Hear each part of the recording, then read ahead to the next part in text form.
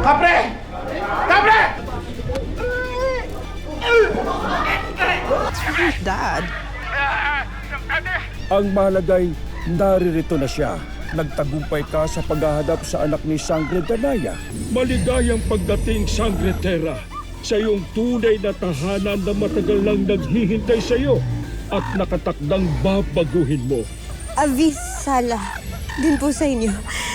Nakuha na ng mga Meneave ang aking balintataw. Sa isang kumpas lamang ni Metena sa balintataw ay maaari na niyang mabatid kung saan nagtatago sina Flamara at Adamus.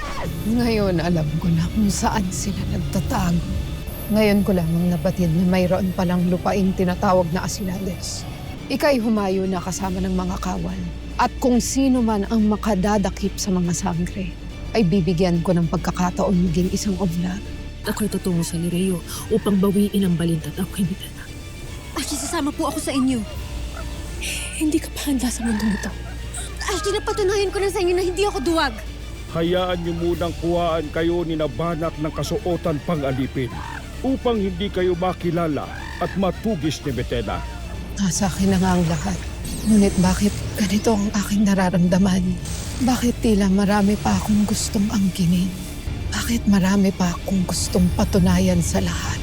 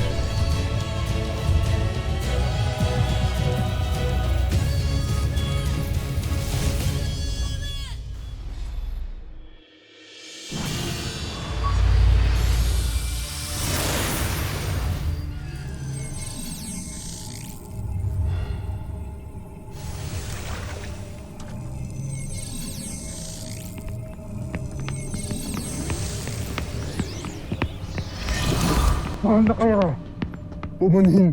Ngunit nais namin ipagbigay alam na nasusunog ang kagubatan ng Lireo.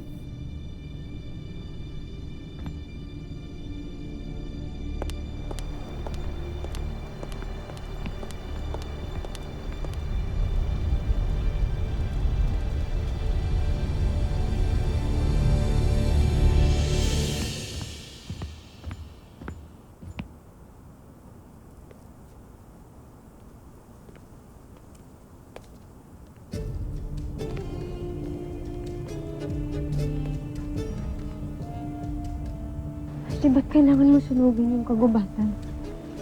Sapagkat kailangan kong din lang ng warkang Metena na yan.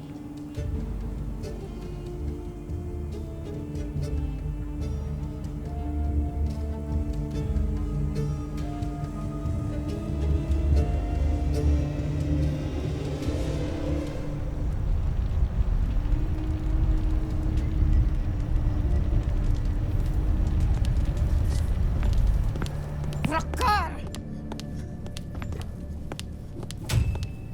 Ako ay tutungo sa kagubatan upang apulahin ang apoy. Huwag na huwag kayong magpapapasok ng kahit sino dito sa aking silid, maliban sa akin. Masusunod, mahal na Kera.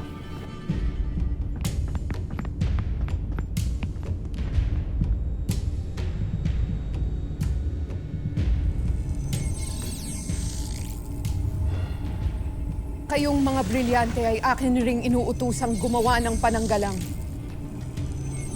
Pangalagaan ang silid na ito laban sa iba. At ako lamang ang kilalanin at papasukin.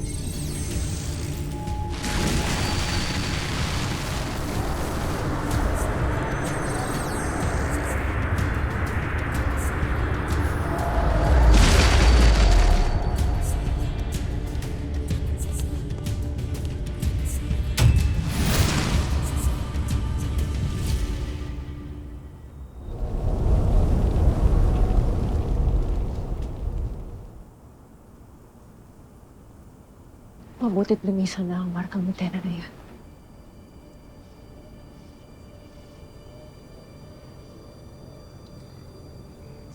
Ashley, paano mo nalaman? Di ko naman sa tama. Wala nang panahon upang magpaliwanag tayo na.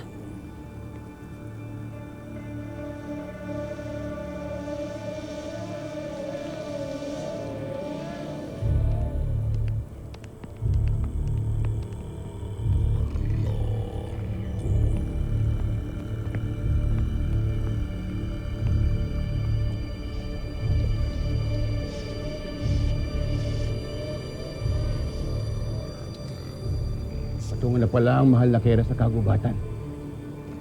Tiyak na maaapulan na niya ang apoy. Hindi ko na matiis maging sunod-sunuran sa pinakamamahal nating Kera. Edna, sinubok kong pakisamahan siya. Sa pag-asang tayo'y kanya rin hahandugan ng pagkakataon mamuno tulad niya. Ngunit ako'y nagkamali. Ako'y napaya. Mga Oblar, nagbalik na ba si Oblar Organa? Sapagkat aking napansin na may mga bagong bakas ng paa mula sa lagusan sa dalampasigan ng Adamya. Hindi pa nagbabalik si Olgana. Kung ganon, sino ang dumating?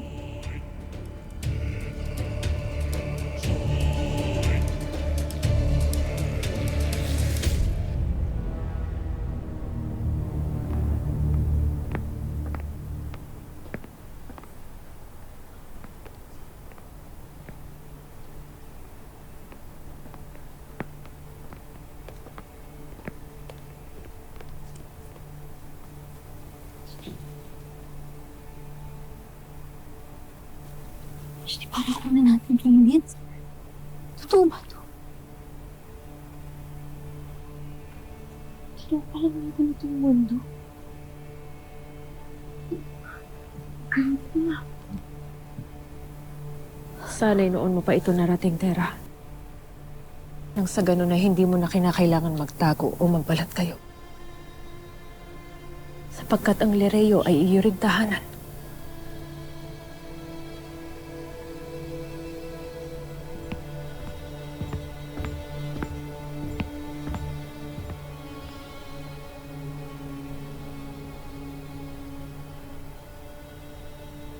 Dati itong nababalot sa liwanag, hiwaga at pagmamahal. Kaya't nakakalungkot at nakakagalit isipin na ang dating kaharian kung saan kami ipinanganak, nagkaisip at lumaki ng iyong ina at mga Ashley, ay lugar na nababalot ngayon ng puot, kadaliman at mga mapangahas na nilalang.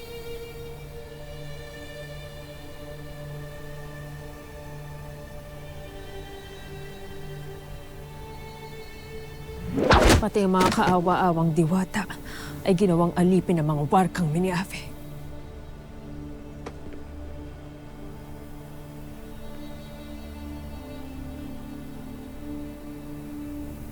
Para pala silang si Gob. Ang nanira at ng abuso sa Distrito 6. Maaaring may pagkakatulad sila.